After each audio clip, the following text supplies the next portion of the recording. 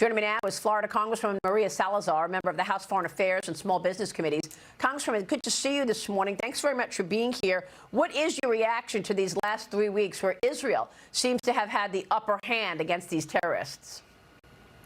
Well, thank God they do, and thank you for the opportunity. And, well, first and foremost, Israel has the right to defend itself. I mean, just think about someone invading your house. You're going to do something in order to protect your property. And number two, once again, and I just wanted to share this with you, by sitting in Congress and being part of the House Foreign Affairs Committee, Maria, you feel the weakness coming from this administration. I'm one of the most bipartisan members in Congress, but I got to tell you that the message that Biden has been sending from the very beginning, starting with Ukraine and now a year ago with Israel, is that, hey, the thugs can't play and we, the big boy, we're sleeping at the wheel. And that's exactly what he just said right now. We got to do a ceasefire. Yeah, but under what conditions? So it's single-handedly responsibility from the Biden administration what's happening in Israel, what's happening in the Middle East, and Israel being at the forefront. Yeah, Iran. So much so that I don't think Israel is sharing information with the United States any longer. I mean, here they are in this last 3 weeks really having a major impact. But what you just said is the same sentiment that the former director of national intelligence had when I spoke with him on Sunday. Here's John Ratcliffe with me Sunday. Watch. It's no secret that the Democrats want to obtain a ceasefire in advance of the presidential election coming up to help Kamala Harris, and in so doing, they're really willing to put politics above our national security. And it is troubling, Maria, because how far are they willing to go? Well, as you point out, they're willing to ignore acts of war. Perhaps most importantly, when they engage in the act of war of firing through its Houthi-controlled rebels ballistic missiles at 3 U.S. warships, and there had been no actions and no consequences to those acts of war by Iran, it unfortunately tells you how far the Democrats are willing to go to stop Donald Trump.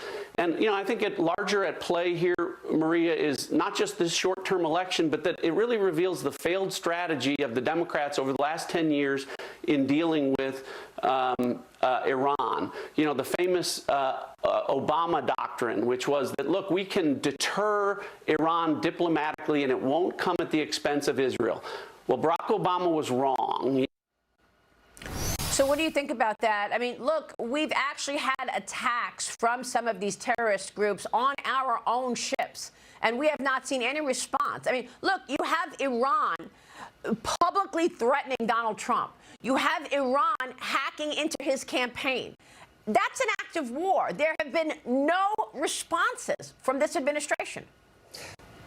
Well, I repeat to you, is the weakness that they're telegraphing. They're saying loudly, we're not going to do anything if you want to destroy half of the country. But it's not only Iran. Look, Iran is in Venezuela, which is behind our backs. It's the $16 billion. We got to remember, Maria, that the $16 billion that last year this administration gave to Iran is only to be used in the machinery of terror. I mean, Hezbollah and Hamas, they're just puppets. If they would not have Iran. But look, remember, just let's go back 4 years ago. And I always say, regardless of what you think of Donald Trump, whether you like him or not, his policies worked. Where's Soleimani? They took him out in Iraq. Remember ISIS? I remember that, 4 years ago, those people that would send us footage or videos or chopping people's heads off in the middle of the desert? What happened with them? They're gone because we had a leader at the White House. Mm-hmm. The world is a rough place. And you have the thugs. You have Maduro in Venezuela. You have Xi in China. You have Russia. And now you have Iran. It's simple. Wrong message. Maria, I've got to get your take from your congressional standpoint on what's going on with illegal immigration. I mean, this new Immigration and Customs Enforcement data reveals that as of July this year, there were more than 425,000 illegal migrants, convicted criminals, and they were released into the United States. They're living outside of ICE detention. More than 13,000 of those people were convicted of murder.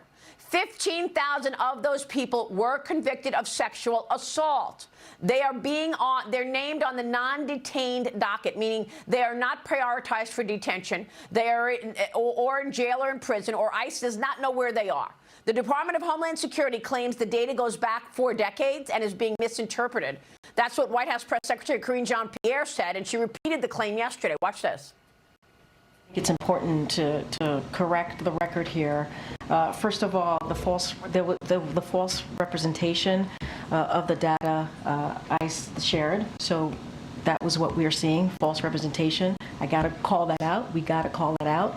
And it's been fact-checked by some of your colleagues here, by multiple outlets that has been debunked on what has been falsely misrepresented. Can you clarify what the misrepresentation is? The numbers that is being put out about how many people are out has been falsely represented here. If we're going to report something, a data that's out there, we got to do it in a way that is not confusing the American people and certainly not lying. Look, I haven't seen any corrections to anything, Congressman. I don't know what she's talking about. What we know is that 13,000 people were released into the country and they were convicted of murder. Okay, she says this data goes back 4 decades and that her administration has nothing to do with it. I have a hard time believing that a wide open border that has invited 10 million illegals into America in the last 4 years on her watch, on Joe Biden and Kamala Harris's watch, has nothing to do with this administration. I'm sorry. You know how embarrassed we feel? The Hispanic community, the largest minority in the country, by hearing what you're telling me, but that's the empirical evidence, and that's overwhelming. And of course, we, the Hispanics, do not want open borders. Like you said, it's 9 million people that have come in, El Tren de Aragua from Venezuela, jails from Nicaragua. God knows who came in. We don't want that. And that gives us a very bad reputation, and I'm saying it clearly. Hispanics do not want open borders. Hispanics, that's why they're moving in masses to the Republican Party. That's what I want to ask you about, because I'm really having a hard time understanding these polls, Congresswoman. I mean, Vice President Harris continues to lead former President Trump with Hispanic voters. These polls claim it's 54-40, according to a new CBS-CNBC Telemundo poll. However, this lead is significantly less than what Biden saw around this time back in 2020. He had a 36-point lead with Hispanics. Hillary Clinton had a 50-point lead over Trump in 2016, so we know how that went. But Hispanic voters are an important voting bloc. The economy, obviously, the number one issue. When asked who will deal with the economy and inflation better, Trump beats Harris every time. 45-41 is the last poll there, 46-37, respectively. Trump also leads Harris on immigration. So when you're looking at the actual issues that people vote on, Trump is in the lead, but a national poll still shows she's in the lead. Are you believing and buying into these polls? I am believing that more and more each day, more Hispanics are coming into the GOP. And you know that I am the #1 advocate to welcome them. I've told the Trump camp and the Republican Party that I belong to in Congress, bring the Hispanics to the GOP, because we are Republicans. We just do not know it.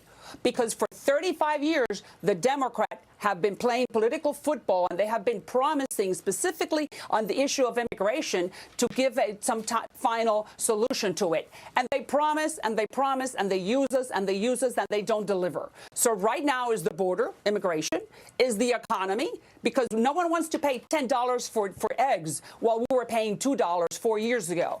And number 3, we're not socialists. We're not woke. This thing about talking to children about sex in kindergarten among the Hispanics? No. What is this gender, all this gender conversation? Unbelievable. No, we are pro-life, we're pro-family, and you are conservatives. So that's why we in the GOP, we need to send the message, Maria.